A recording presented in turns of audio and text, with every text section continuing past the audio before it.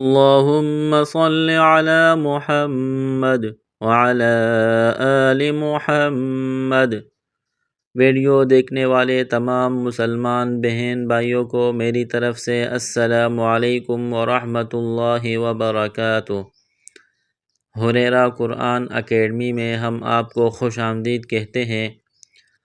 آپ اگر صحیح طریقے سے قرآن پاک کی تلاوت کرنا اور قرآن مجید کو تجوید کے ساتھ پڑھنا اور قرآن کا ترجمہ و تفسیر اردو زبان میں آسانی کے ساتھ سیکھنا چاہتے ہیں تو ہمارے ساتھ اس چینل میں شامل ہو جائے۔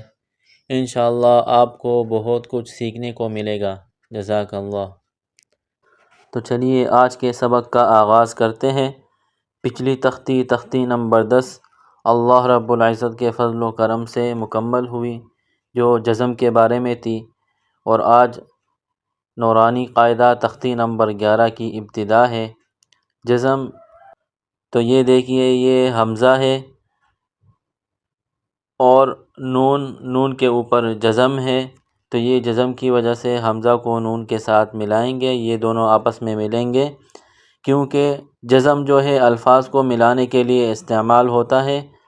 اور اس کے ساتھ ایک بات اور یہ سمجھے کہ نون کے اوپر جزم ہے تو یہ ہو گیا نون ساکن۔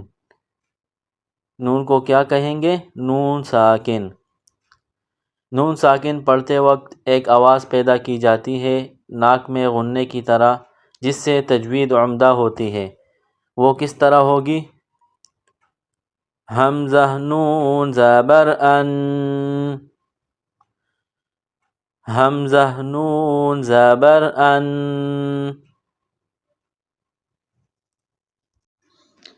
کیونکہ غنہ بھی اسی طرح ہوتا ہے۔ شد میں یا تنوین میں جو غنہ کرتے ہیں، غنہ کہتے ہیں ناک میں آواز چھپانے کو، جیسے ان یا قل اعوذ برب الناس ملک الناس الہ الناس۔ یہ ہم غنہ کر رہے ہیں، اسی طرح نون ساکن میں بھی غنے کی طرح آواز نکالیں گے۔ ایک اور بات، اس کو غور سے سنیے۔ جب نون ساکن کے بعد 6 حروف حلقی حمزہ، ہا، عین، ہا، غین، خا آ جائے، اس صورت میں غنہ نہیں کریں گے اور نہ آواز ناک میں چھپائیں گے۔ اور 2 حروف لام اور را جب نون ساکن کے بعد آ جائے تو اس صورت میں بھی غنہ نہیں ہوگا۔ تو چلیے آج کا سبق شروع کرتے ہیں۔ اعوذ باللہ من الشیطان الرجیم، بسم اللہ الرحمن الرحیم۔ حمزہ نون زبر ان، یہ دیکھیے یہاں پر الف ہے، الف پر زبر آیا ہوا ہے۔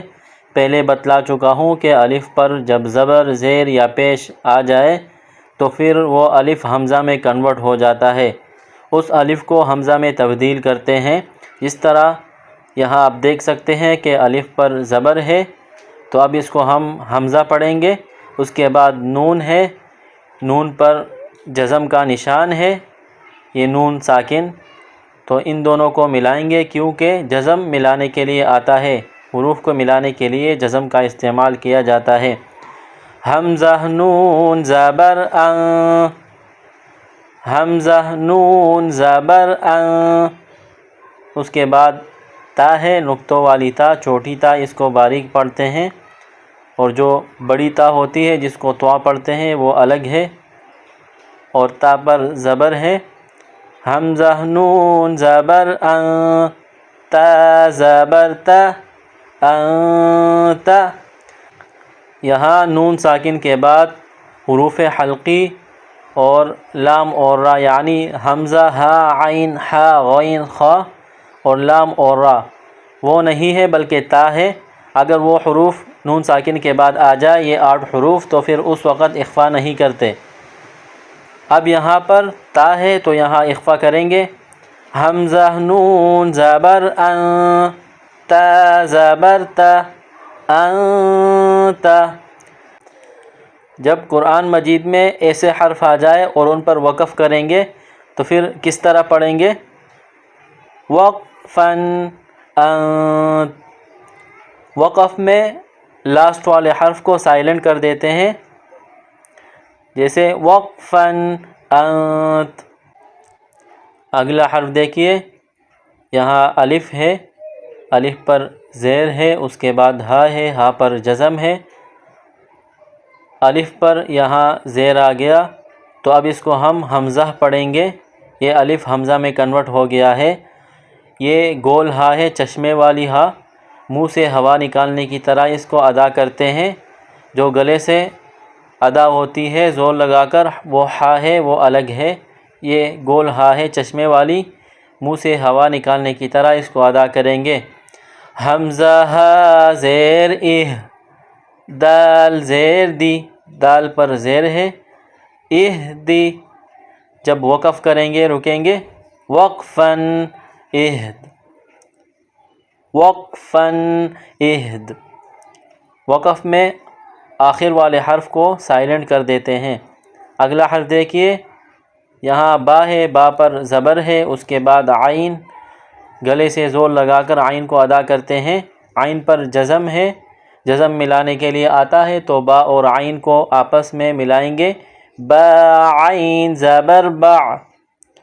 دال، دال پر پیش ہے، دال پیش دو، بعدو، وقفاً۔